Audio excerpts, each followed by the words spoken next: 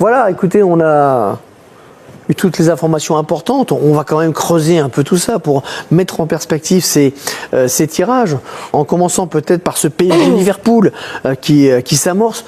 Moins fréquent, vous le disiez Gauthier, que les PSG Barcelone. Ils se sont plus croisés depuis quoi, 2018, c'est ça? 2018, ce sera effectivement la 3e fois dans l'histoire des coupes européennes, cet affrontement entre le Paris Saint-Germain et Liverpool. Regardons d'abord les affiches. Regardez les 8 affiches qui sont sorties donc de ce tirage effectué il y a quelques instants sous vos yeux. Paris Saint-Germain, Liverpool, Bruges, Aston Villa, Real Atlético, PSV Arsenal, Feyenoord Inter, Bayern Leverkusen, Dortmund Lille et Benfica Barça. Détaillons donc un peu cela. 2018, c'était en Ligue des Champions, en phase de poule. Hein.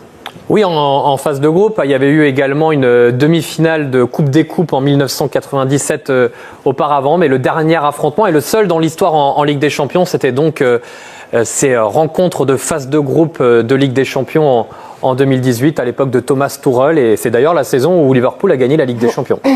Est-ce que ça vous ferait plaisir de revoir ces archives de cette double confrontation Je me souviens d'un but de Bernat, je ne sais pas si je me trompe. Exactement. Bah, écoutez, on va regarder. Voilà, victoire de buts à 1, chacun a gagné. Là, pour le coup, si on avait le même scénario, il y aurait prolongation, puisque ils ont chacun gagné d'un but. Vous évoquez le passé un peu plus lointain, Gauthier. Il y a eu effectivement une demi-finale en Coupe des Coupes. Je sais pas là. Ils n'ont pas du tout été dominés. Au contraire, ça a été très chaud pour les deux et c'était des matchs assez sympas à regarder. Et vous voyez les deux photos derrière nous, hein.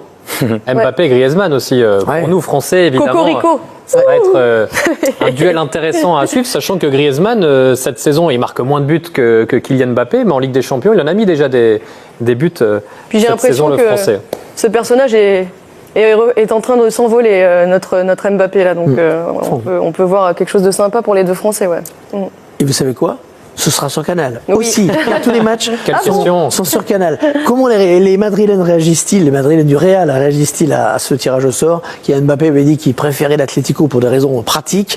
Emiliano Butragueño est avec Margot Dumont, le représentant du Real, l'ex-buteur légendaire du Real. On rappelle que le match aller aura lieu à Bernabeu. Un mot sur l'autre derby, Bayern-Bayer. Donc Bayern Munich, Bayer Leverkusen. Ils se sont rencontrés 3 fois déjà cette saison. Le Bayern n'a pas battu le Bayern. Il y a eu 2 matchs nuls en championnat, 1 partout et 0-0. C'était d'ailleurs il y a quelques jours le match retour. Et d'ailleurs Leverkusen aurait mérité sans doute un peu mieux. Et en Coupe d'Allemagne également un affrontement cette saison à Munich, où Leverkusen est venu se qualifier 1-0. Et d'ailleurs, même pour aller un peu plus loin, depuis que Xabi Alonso est arrivé, il n'a jamais perdu contre le grand rival, le Bayern Munich, qui a terminé même champion la saison dernière. Ce qui était comme quoi les tendances, ça s'inverse. Ce qui est jeu pour le Bayern, qui a eu du mal à se débarrasser du Celtic au tour précédent. C'est plus que piégeux d'ailleurs. Pour moi, ils sont absolument pas favoris de cette rencontre. Collectivement, c'est bien meilleur du côté du Bayern. Il y a des individualités qui sont un petit peu à la peine du côté du Bayern, avec Vincent Kompany qui a un peu tiré trop sur la corde de certains joueurs comme Moussiala, comme Sané, qui sont un peu moins rayonnants en cette période. Ça s'est vu dans leur dernier match en championnat. Et honnêtement, pour moi, le Bayer Leverkusen a vraiment une longueur d'avance. Regardons une dernière fois le tableau final, comme un tableau de tennis, hein, avec tous les adversaires potentiels. Vous voyez que le Paris Saint-Germain est dans la partie gauche, face à Liverpool. Potentiellement derrière Bruges ou Aston Villa, et puis les équipes que Paris sur son chemin, si jamais ça continuait, pourrait croiser, bien un des deux Madrid, Arsenal ou le PSV. Lille, et c'est la bonne nouvelle, les deux clubs français ne se croiseront pas avant une éventuelle finale. Lille est à droite face à Dortmund, avec un quart de finale, un quart de finale en perspective contre soit Benfica, soit Barcelone. Un tableau peut-être un peu plus ouvert, je sais pas. Il y a l'Inter aussi. Il y a l'Inter. Et il y a le Bayern qui, rappelons-le, espère aller en finale, hein, puisque la finale sera à Munich le 31 mai. Si c'est la nouvelle formule qui fait ça, mais je trouve que c'est plus homogène, en tout cas au niveau du tableau. Parfois, je me souviens que le PSG, la saison dernière, on avait l'impression qu'il y avait un côté qui était clairement plus ouvert. Là, c'est... des deux côtés, franchement, même l'Inter, c'est pas un cadeau. Hein. On rappelle les dates de ces 8e, 4-5 mars pour les matchs allés, mardi et mercredi, 4 matchs par soirée. Et 11-12 mars pour les rencontres. Retour à suivre l'Europa League, il faut savoir. Racing est le meilleur Je suis buteur de la désolée, Ligue des c'était pas Champions, clair. Et qui résume un peu bien le double visage de Dortmund cette saison, parce qu'il a marqué plus de buts en Ligue des Champions qu'en Bundesliga, mais ça ressemble un petit peu aussi à la saison dernière, où cette équipe en Bundesliga, elle n'a terminé que 5e, elle n'était pas non plus dans une forme excellente, et en Ligue des Champions, elle a été capable d'arriver jusqu'en finale avec des performances comme en demi-finale, cette XXL, ouais. qualification face au Paris Saint-Germain, sans débat. Rappelez-vous effectivement que quand on a su que Paris allait jouer en demi-finale Dortmund, tout le monde a dit bonne pioche, et à l'arrivée, ce sont les Allemands qui sont passés. Et il y a du talent. On parle de Guirassy, on parle d'Adeyemi, Gittens, Malen. Il y a des joueurs individuellement capables de faire mal. Malen n'est plus là. Ah ouais. Il est signé à Aston Villa, mais il y a Julian Brandt aussi qui est l'organisateur du jeu. C'est vrai expérimenté, hein. Individuellement, il y a du talent. Ils ont pour eux aussi une épopée la saison passée qui les a amenés jusqu'en finale, où ils étaient franchement à 2 doigts de pouvoir la gagner. Ça s'est pas joué à grand chose. Ouais. Ils avaient même dominé la finale. Hein, ah oui, carrément. La première mi-temps, à un moment, on s'est dit. Merci pour toi. Ouais, c'est vrai. Donc c'est une équipe qui a certaines certitudes. Par contre, là où le bas blesse pour eux, c'est que ça s'est très mal passé en interne au club avec Nouri Sahin. Ils ont démarré une spirale négative en championnat, et ça gangrène un petit peu tout ce qui se passe au club. Et même l'arrivée pour l'instant de Kovac porte pas toujours ses fruits. Alors cette qualification, elle fait du bien, mais leur match retour face au Sporting, face à un Sporting C, ressemblait pas à grand chose. Donc vraiment, l'espoir est permis largement pour les Lillois. On rappelle, si on se projette sur la suite, que si Lille passait contre Dortmund, il y aurait le vainqueur de la confrontation Benfica-Barcelone.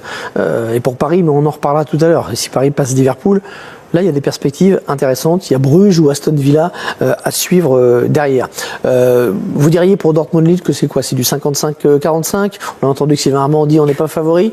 Moi, je dis 50-50. Ouais, c'est... Moi, perso, je donne un avantage à Lille parce que collectivement, je les ai vraiment trouvés impressionnants cette année. Malgré les absences de certains joueurs comme Zegrova ou Jonathan David, ils arrivent toujours collectivement à faire la différence. Il y a l'arrivée d'Akpom qui est un joueur intéressant.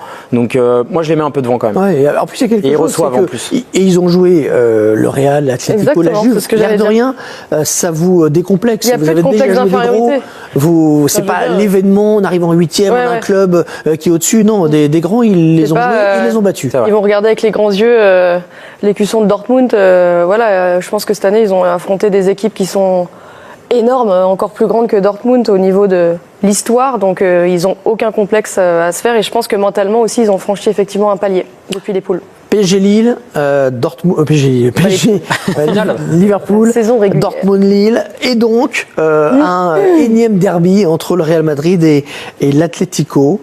Un énième derby entre le Real Madrid et l'Atlético.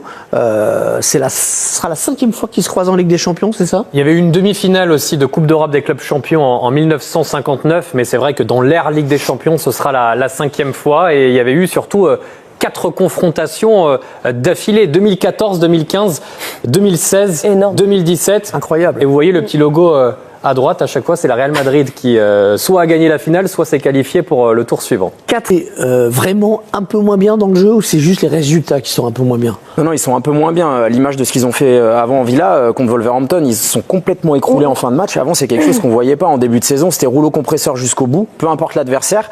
Et là, vraiment, dans le jeu, ça reste costaud. Mais je trouve qu'ils ont peut-être un petit peu de pénurie physique aujourd'hui qui les dessert et qui leur permet pas vraiment d'assurer l'impact jusqu'au bout. Et il y a aussi eu un manque d'inefficacité un manque d'efficacité plutôt sur les dernières rencontres. Il n'y avait pas d'inefficacité en début de saison, et là, il y a un manque d'efficacité aussi sur les dernières rencontres. Il y a eu un raté d'ailleurs mercredi de Darwin Nunez incroyable contre Aston Villa. Voilà, c'est peut-être le bon moment. J'ai hâte de voir juste sur cette confrontation, c'est la gestion de Salah finalement, parce que c'est quand même défensivement, je parle pour le PSG, qui va se retrouver dans une zone avec Nuno Mendes qui n'est pas un défenseur, on va dire, incroyable. C'est un contre-attaquant qu'on apprécie beaucoup quand même dans les journées de Ligue des Champions. Mais la gestion de Salah va être un élément clé de ce match, je pense. Et on a parlé de Salah au PSG la saison prochaine aussi. Ouais.